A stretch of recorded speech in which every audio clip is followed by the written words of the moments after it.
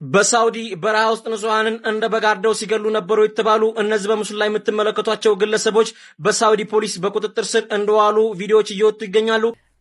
ሲያቀብጣቸው ጊፍት እየሰጡ በለው ግደለው ቁረጠው ይላሉ። በምን በለቅማቸው ይሻላል መሰለ? በራሳቸው መሳሪያቸው ምንድነው? ቲክቶክ ነው። በፑል ቤት ውስጥ በፕሌይስቴሽን ቤት ውስጥ የምትዝናኑ እንዲሁም ጫት ቤት ውስጥና መጠጥ ቤት ውስጥ መዝናናት የሚያስደስታችሁ እንደዚያም ቦታ ላይ ከመሄድ ለጊዜው ይቅርባችሁ። ልጅሽ ታረደብሻ ከጎረቤቶቼ እኩል አረግሻለሁ የአሮጌ ቤትን እሰራልሻለሁ ብሎ አለብሳሻለሁ አበላሻለሁ እናቴ ከፍ አረግሻለሁ ብሎ በሳውዲ በረሃ ውስጥ ንጹሃንን እንደ በጋርደው ሲገሉ ነበሩ የተባሉ እነዚህ በምስሉ ላይ የምትመለከቷቸው ግለሰቦች በሳውዲ ፖሊስ በቁጥጥር ስር እንደዋሉ ቪዲዮዎች እየወጡ ይገኛሉ። እኔም ቪዲዮውን እዚህ ጋር አስቀምጥላችኋለሁ ማለት ነው። በተጨማሪም ደግሞ ከ10 በላይ ተጠርጣሪዎች በህግ ቁጥጥር ስር እንደዋሉ እየተነገረ ይገኛል።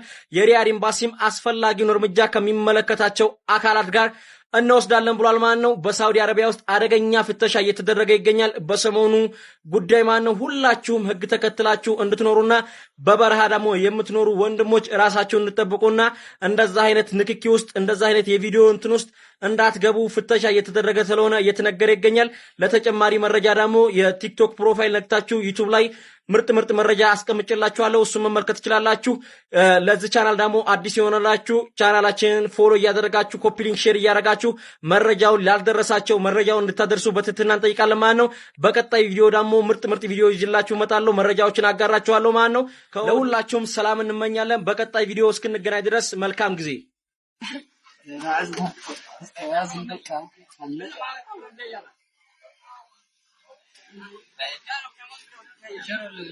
መልካም ህይወት እንግዲህ በቃ ሳውዲ አረቢያ ቻው والله العظيم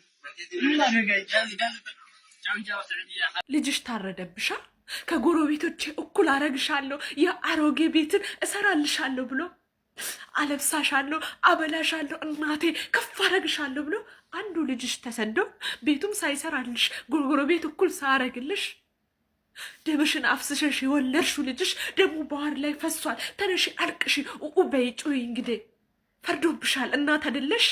አንጀትሽን እስር አድርገሽ ቻዩ እንግዲህ ገና ያላደገው ፊቱ የሚያሳሳው የሰው አውሬ የሰው ጅብ በልቷል። ባህር ማዶ ላይ ደሙን አፍስሶ ትቷል። ተነሺ እንግዲህ እናት ምን ታደርጊያለሽ? ጩይ ወደ አምላክሽ፣ አምላክ ይፈረድሽ። ንገሪው ለሱ ልጅሽ ታርዶብሻል ደሙ ፈሷል መንገድ ላይ ባህር ማዶ ላይ ሄዶ ሁሉንም ችሎ ወንድሙን አረደበት። ለወጣቶች የጥንቃቄ መልእክት ነውና ሁላችሁም አዳምጡኝ። እንደዚያም ቦታ ላይ እንዳይገኙ ወንድም ወይም ደግሞ ጓደኛ ካላችሁ ሼር አድርጉለት። ኮፒ ሊንክ ሼር ፖስት ያደርጋችሁ እስከ መጨረሻው አብራችሁን ቆዩ። በፑል ቤት ውስጥ በፕሌይስቴሽን ቤት ውስጥ የምትዝናኑ እንዲሁም ጫት ቤት ውስጥና መጠጥ ቤት ውስጥ መዝናናት የሚያስደስታችሁ እንደዚያም ቦታ ላይ ከመሄድ ለጊዜው ይቅርባችሁ። እሱ ብቻ አይደለም፣ ተወዳጁ የእንግሊዝ ፕሪሚየር ሊግ መጀመሩን በማስመልከት በዲኤስቲቪ ቤት ውስጥ ተሰብስባችሁ ኳስ የምታዩ ወጣቶች ለጊዜው ይብራባችሁ። ቻላችሁት መጠን ስራ ከሌላችሁ በቤታችሁ ስለመዝናናት ሞክሩ። ለምን እንደሆነ ሁላችሁም ታውቁታላችሁ። በደንብ ሼር ኮፒ ሊንክ ሪፖስት ያደርጋችሁ አዳርሱት። የምታውቁትን ሰው ሼር አድርጉለት። እሺ ሰላም ነው ወንድሜ? ምንድነው አንተ ብሄር? አማራ። አንተስ? ኦሮሞ ነኝ። እሺ ጅማ ጆሌ አማራ ነኝ። እኔ ኦሮሞ ጅማ ተነለደ ጉደደ ጆሌ ጅማቲ ጆሌ ኦቦሌ ወንኮ አማራ ከና ወጅነን ወጀደ ቡላ ጅራ ቶኮ ወይን ቀምኑ ጃላለ ማለት ይውላችሁ ምን ለማለት ፈልገን ነው? እኛ ምን ሰራ በደው ነው። በደው ይባላል። በጣም ገጠር ውስጥ ነው የምንሰራ። ምንም ሰው ምናምን የሌለበት ማለት ነው። ስለዚህ እኛ ወንድማችን ጋር አሁን ኦሮሞ እኛ ሁለት ነን አማራ። እሱ እኛን አምኖ እንደ ፈጣሪ በታች አምኖ እየሰራ ነው። ግን እናንተ ቁጭ ብላችሁ እዛ ተመቸ ቦታ የተቀመጣችሁ ሰዎች እንኳን እሱ እንዲሰራ አይደለም ሌላ መንገድ ላይ ያለ ሰው እንዳይጓዝና ለምንም ውሃ እንዳይጠጣ እያደረጋችሁ ነው። ስለዚህ የተጎዳ ሰው ካለ እናንተ ባወራችሁት የሚድነው ነገር የለም። ከቻላችሁ ወንጀለኛ ማስያዝ ትችላላችሁ፣ መታገል ትችላላችሁ። ኦሮሞ ከሆነ ያረደው ኦሮሞ ለምሳሌ ዝም ብሎ በሰላም የተቀመጠ ኦሮሞ እንዴት ኦሮሞ ተብሎ ይሰደባል? ወንድሜ ኦሮሞ ዝም ብለህ አትሳደብ። በቃ ለሌላው ወገን ህሰብለት። አማራ ጋር የሚኖር ኦሮሞ ይኖራል ብለህ ማሰብ አለብህ። ይሄው እኛ ጋር የተገኘ ኦሮሞ ማለት ነው። እስቲ አያሳዝንህም? ይሄንኛውን ችግር ብንፈጥርበት ሲቀጥል እኔም ደግሞ እኔ ኦሮሞ መሀል ልሰራ እችላለሁ። እናንተ ባመጣችሁት መዘዝ እንዴት እኔ ጉዳት ይደርስብኛል? እንዴት ኦሮሞ ወንድሞቼ ጋር እንዴት መስራት አልችልም? ከቻላችሁ ወንጀለኛን አስይዙ፣ ካልቻላችሁ ደግሞ አርፋችሁ ቁጭ በሉ። እናንተ ተመቻቸ ቦታ ቁጭ ብላችሁ ሴቶች ሳትቀሩ። አሁን ሴት አሁን ከምን ልታድኑ ነው? ከምንም እኮ አታድኑ። ታድናላችሁ? አታድኑም ጭራሽ። ስለዚህ ቢቻል አቅማችሁ ከቻለ ወንጀለኛን እኛ እንቃወማለን አብረን። እኛም ገጠር ያለነው ብንሆን ወንጀለኛን አማራም ቢሆን መጥፎ ስራ ከሰራ አብሬ የማስያዝና አብረን ተባብረን ከእናንተ ጋር ሆነን የማስያዝ እንጂ አማራ እኔ የሆነ ነገር ባደርግ አማራ መሰደብ የለበትም፣ ኦሮሞ መሳደብ የለበትም።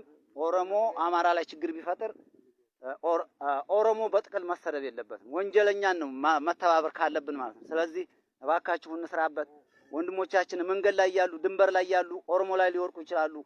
አማራው ኦሮሞ ላይ ይወርቃል፣ ኦሮሞ አማራ ላይ ይወርቃል። ስለዚህ ውሃ እንኳን ይጠጡበት እባካችሁ። የካርድ ማትሉ ሰዎች ሚዲያ ላይ ብቻ የማይሆን ነገር እየለቀቃችሁ በጣም እንትን አትበሉ። ሌላ ቡቡቡቡም እያልክ የምትፎክር አማራን ወክለህ የምታንባባ ሁሉ ከፈለገ ሀገር ግባና ፋኖን ተቀላቀል።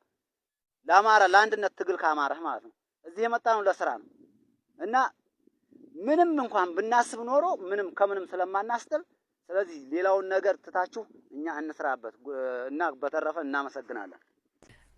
ሲያቀብጣቸው ጊፍት እየሰጡ በለው ግደለው ቁረጠው ይላሉ። በምን በለቅማቸው ይሻላል መሰለህ? በራሳቸው መሳሪያቸው ምንድነው? ቲክቶክ ነው ሎኬሽናቸው። እንዳውም ገዳዮቹ ፌመስ ይሆኑና ፎሎሺፕ እንግዲህ ቲክቶክን ታውቀዋለህ እየጨመረ ፌመስ ይሆኑ መጡ። ፌመስ ይባላሉና ስማቸው ሁሉ በጣም ፌመሶች ናቸው አንዳንዶቹ። ምክንያቱም ከሚዘርፉት ገንዘብ ይሄ ቲክቶክ ላይ ምናምን ያሉ ልጆች ገዝተዋቸው በቃ ፌመሶች ናቸው። ጊፍት ሰጪዎቹ ደግሞ አየህ ዝም ብሎ ጊፍት አይሰጡም። ኢንጆይ ኢት ዘን ኢንተርቴይንመንት ፎር ዘም እኮ አየህ ፊልም እንደሚያይ ሰው ነው።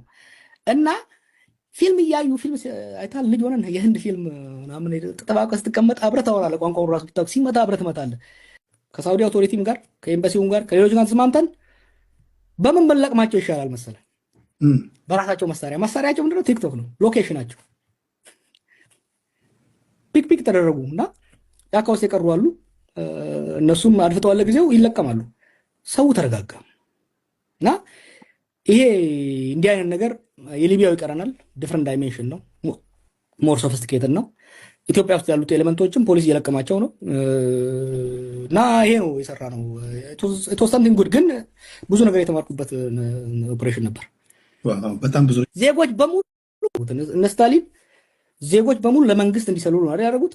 እኔ ደግሞ ዜጎች በሙሉ መንግስት እንዲሰልሉ ነው ያደረኩት። ቤዚካሊ ምን ያደረኩት ሳውዲ ላይ ዜጎች በሙሉ ማፊያውን እንዲሰልሉ ያደረኩት እና ይሄ አሁን እነዚህ ማፊያዎች በጣም ፌመሶች ናቸው አንዳንዶቹ። ምክንያቱም ከሚዘርፉት ገንዘብ ይሄ ቲክቶክ ላይ ምናምን ያሉ ልጆች ገዝተዋቸው በቃ ፌመሶች ናቸው። በተለይ እነዚህ ጊፍት የሚባል አለ። ጊፍት ሰጪዎቻቸው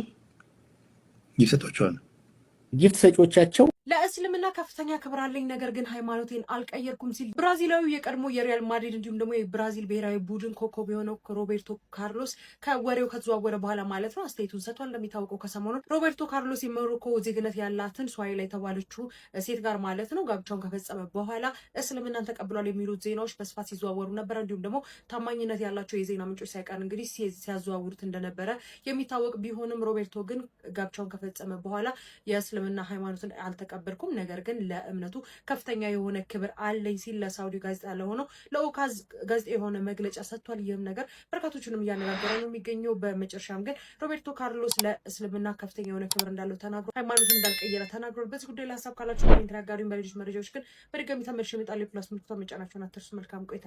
ወለቀድ በዐትና ፊ ኩሊ ኡመቲን ረሱለን አለ። በእርግጥም ወደ እያንዳንዱ ማህበረሰብ ነብያትን ልኬያለሁኝ አለ።